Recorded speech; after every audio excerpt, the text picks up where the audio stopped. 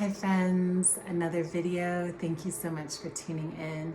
Today I wanted to talk about the way that the greatest challenges, the greatest obstacles, the hardest things that we go through in our lives can actually be our greatest gifts and our greatest points of evolution, transformation, and growth. In fact, it pretty much always works this way if we are open to seeing the silver lining in things, and just perhaps that's a reframe, instead of saying this is bad, I'm a victim here, to really ask, what's the gift here? Why is this happening from a larger spiritual perspective, perhaps? And what am I meant to learn? How am I meant to grow as I go through this challenging time? So it's kind of a twofold thing, because I think it's important to have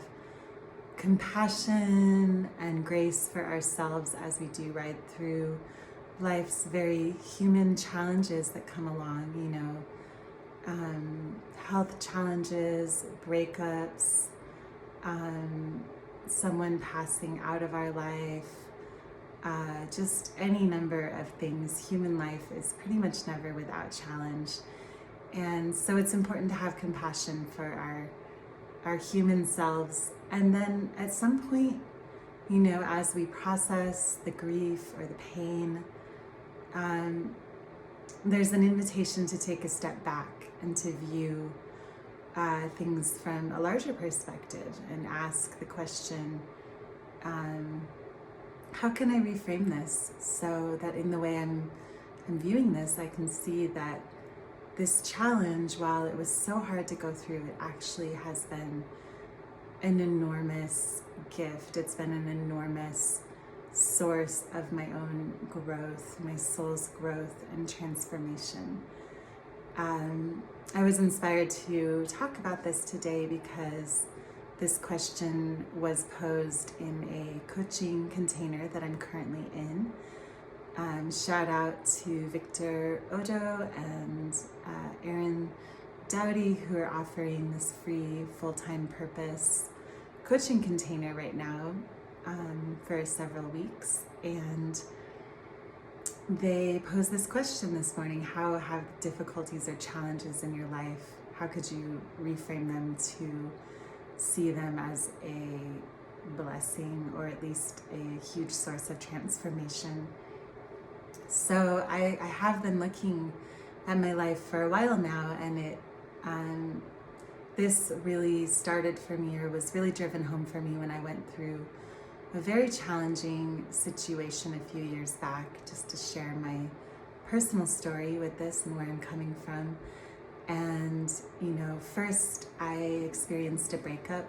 I was engaged, and at one point he just abruptly left our relationship, and it was at a time of great flux. We were moving and hadn't settled yet in a new home, and we had just come back from kind of living in the Sacred Valley of Peru, and so nothing had been fixed in my life except this relationship, and then suddenly it was gone.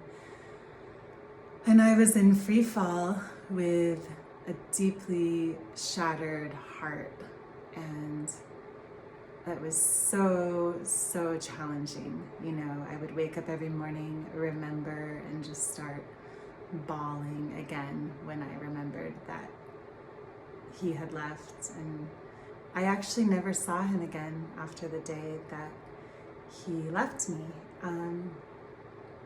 So that led to, grieving for 6 or 9 months, and then becoming very sick and physically sick. And I know that part of the reason that I became so sick was related to the shock of this great disruption to my life. It was also related to a lot of other things. I had been diagnosed with an illness when I was 14, and it kind of had flared up again after years of remission, or the symptoms had flared up. And I'd really thrown myself into Kundalini yoga during that period of grieving the breakup, and I probably practiced too much Kundalini yoga. You know, it's a very, very powerful energetic technology, and I was practicing for probably 3 to 5 hours a day, which I think was overkill. It was kind of running too high of a voltage or too much energy through an already sort of weakened system. So we have to have, you know, discernment with these spiritual practices that are out there, not to overdo it. But yeah, then I became very, very ill, and that led to me becoming more or less bedridden. A few months later, I survived in my bed, only really getting up to make myself food, use the bathroom, or run super necessary errands like the grocery store or seeing a healer. And yeah, I had to put everything on hold. I had been doing this freelance work. I had to tell them this remote work. I had to tell them I couldn't do it anymore. I didn't have any excess energy. I had to stop doing Kundalini. I couldn't even sit up to do a single Kundalini yoga kriya, which is just an exercise. I was in pure survival mode, and I started seeing a healer. She put me on a million supplements, as well as offering, you know, kind of energetic healing treatments, and it did help me somewhat. It helped me get from down here to sort of here, like go up a little bit and improve a little bit. And it wasn't a full recovery by any means. I was still in a very debilitated place. It's really hard to imagine now how incredibly exhausted, debilitated I was during that time. And a lot of other things happened.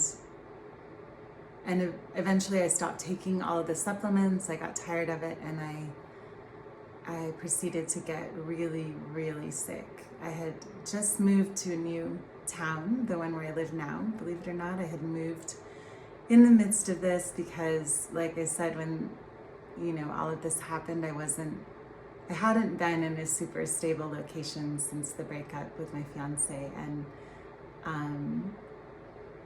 I had been living with my mother when I got really sick. That was not a good situation. So I moved to this little mountain forest town where I live now, and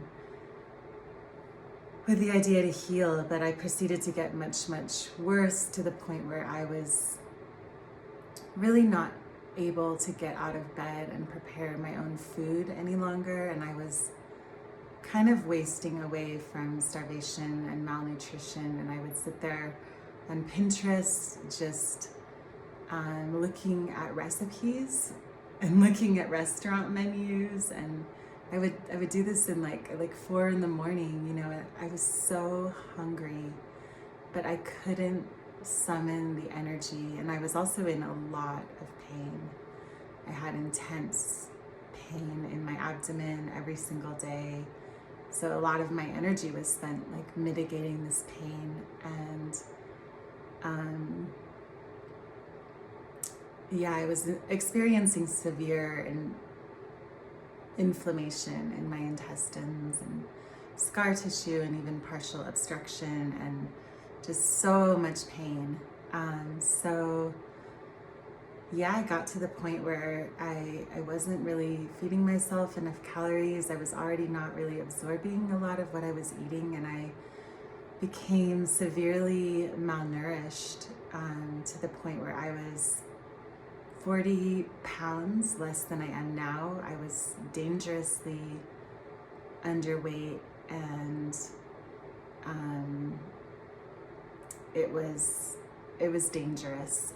I was teetering at a very dangerous point. And at that point, I got some really good advice from my healer and energy healing teacher at the time, and also from somebody at the medical clinic where I had started to go. I was very afraid of Western medicine because of some traumatic times I'd had in my teen years, being diagnosed with an illness and seeing a lot of doctors and just not feeling that anyone cared, and some trauma around that. So I was trying to heal naturally, and finally these two people in my life who really cared about me told me, you need to go to the hospital. You just need to get some care, because if you're not feeding yourself right now, you could die.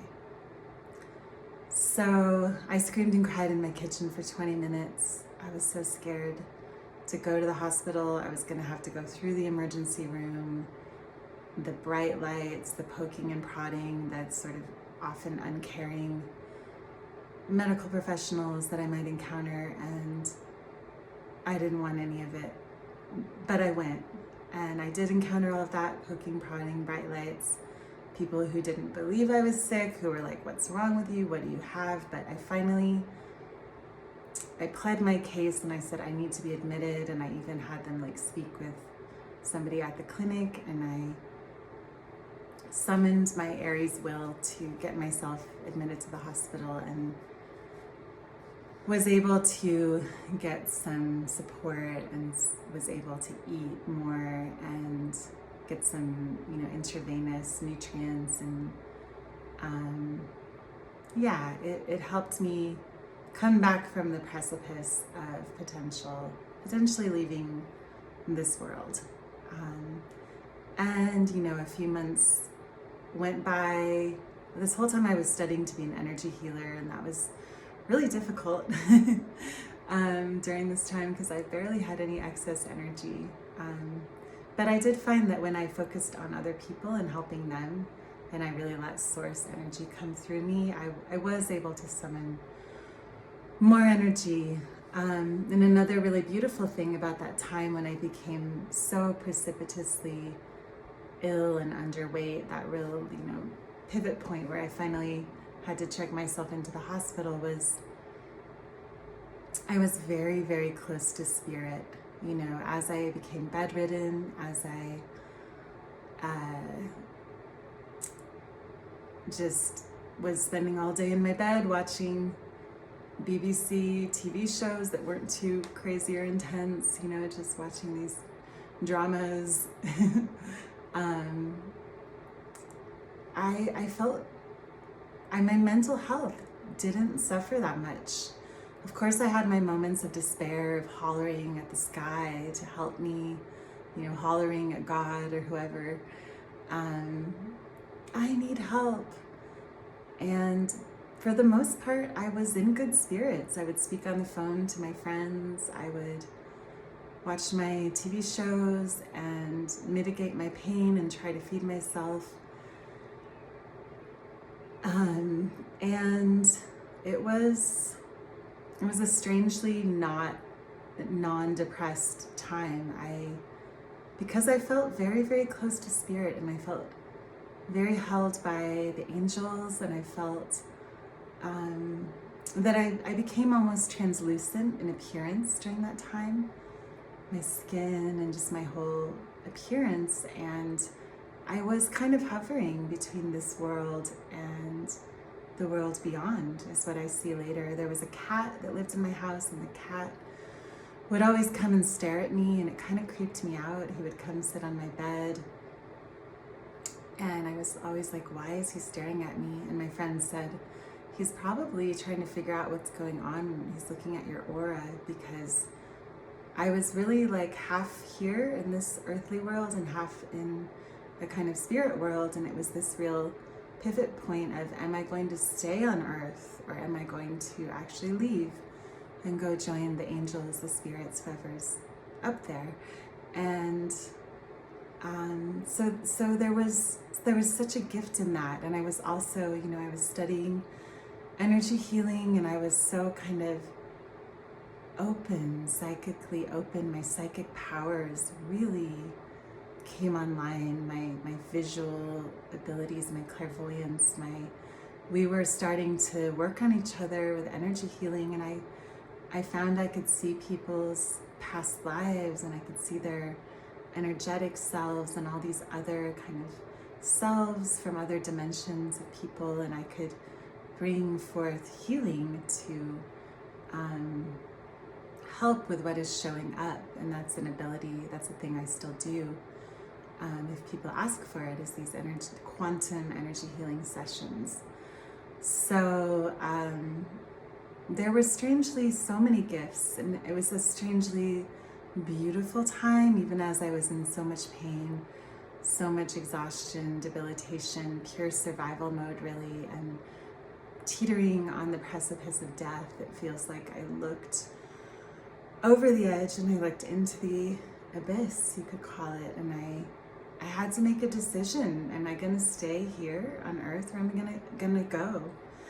And I chose to stay. I really found this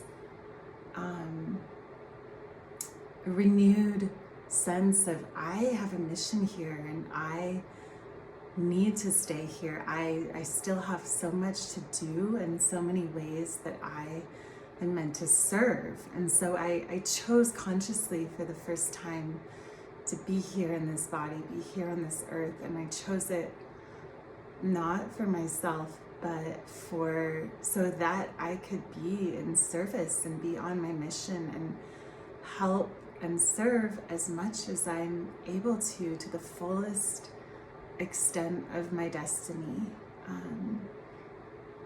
And so, some months went by after I consciously chose this. As I was in the hospital, I was somehow gifted with my own hospital room this entire time, and it was March 2020, it was just before COVID hit, and it was this strange timing of everything.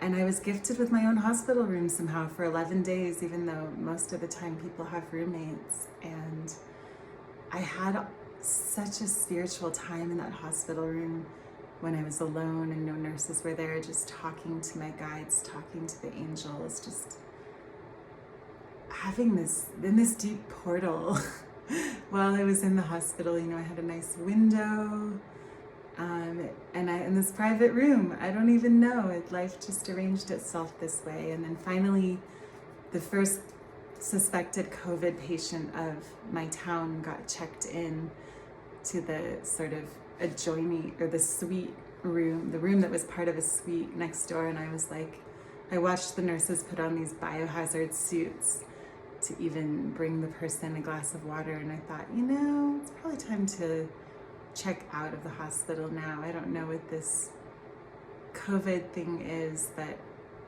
I think I'm gonna go and not be next door to whatever's going on. So I checked out and was able to go back and have a little bit of energy and live a little bit of a normal, but still bedridden, still pretty exhausted and debilitated life, until I had surgery in August 2020. I had the first surgery, and then in December 2020, I had the second surgery. And after the first surgery, to remove some diseased portions of my bowel, I got my energy back. I was able to eat again, gain some healthy weight, and have energy. And I had known that I would get to that point. I had known that I would make my way to wellness and well-being once again. And I had found that determination in myself during that first hospital stay. And I knew that I was going on this kind of underworld journey, and that I would at some point stop having to crawl on my belly like a snake through the underworld, and I would emerge back into life, back into the light, and I would emerge born anew and upgraded, and as this new higher version of myself. And I had come to the understanding at some point, several months into this illness journey, that I was going through a deep portal, a deep transformative journey, and I was being remade. And the reason that it was so challenging is that I was dying, and it was in order to be born anew. And it was so helpful when I got a kind of confirmation of this feeling that I was in a deep portal of rebirth from the healer that I saw and who became my energy healing teacher. The first session I had with her, which I just impulsively booked for 4 days after moving to this town, and I prepaid, and then I was like, what have I done? I want my money back, but it was too late. So I went to the session and she told me, wow, you're going through a shamanic death and rebirth right now. And that was so much validation, so much confirmation, and it confirmed my feeling about the journey, and it gave me a kind of peace, because I knew that if I was going through a shamanic death, or a kind of spiritual death, that there would eventually be a rebirth. And so I just held tight and I prayed for my miracle, and strangely enough, it ended up being Western medicine, the thing that I was the most afraid of, the most opposed to. And I still do have a lot of quibbles with Western medicine, but I'm so very grateful that it became my miracle. And of course, the thing I feared most, the thing I had the most trauma with, did become the miracle. You know, that's kind of how life works. I had to heal that trauma that I had with Western medicine. So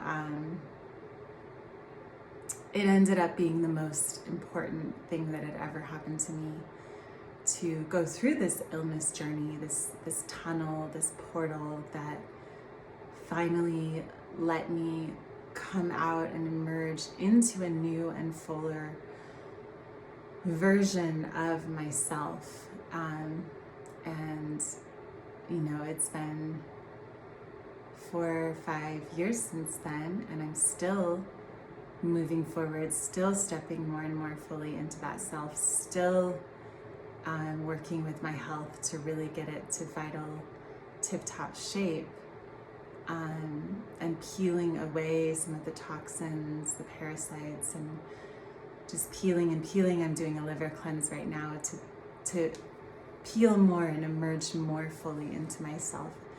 And that journey was, the hugely transformational beginning of that. So I could have had a different approach. I could have said, oh, I have this illness and I'm a victim and I went through this hard thing and now my health still isn't 100% perfect and woe is me. But I've chosen very deliberately to take a broader view and say, wow, I'm actually grateful for that experience, because it fostered the most growth that I ever had in my life. It was the most transformative thing that ever occurred in my life. And that it's a way that we can use to look at everything, every challenge, every obstacle, whether it's a huge challenge like the one I'm describing, or whether it's even small, choosing to see the silver lining and choosing eventually even to get to a place of having gratitude. And, there is a very real need to process the emotions that come up when we encounter challenge, and not to judge our emotions, but to have tools and techniques. I use EFT tapping. People like to use breathing, journaling, dancing it out, whatever tools work for you. And if you need some inspiration on tools, please feel free to get in touch. But after we have processed the raw and immediate emotions, we can eventually reach a place of knowing that it all happens for us. It truly, truly does. And our greatest challenge does become our greatest gift, if we choose to understand things that way. So thank you for letting me share a really key part of my own personal journey. If you've watched this far, I really appreciate that. And please like and subscribe my YouTube channel, my Instagram. Please leave me comments. Leave me comments about what you'd like to see more of. and I really appreciate you. Thanks so much. I hope this inspired you. Let me know how I can further be of service.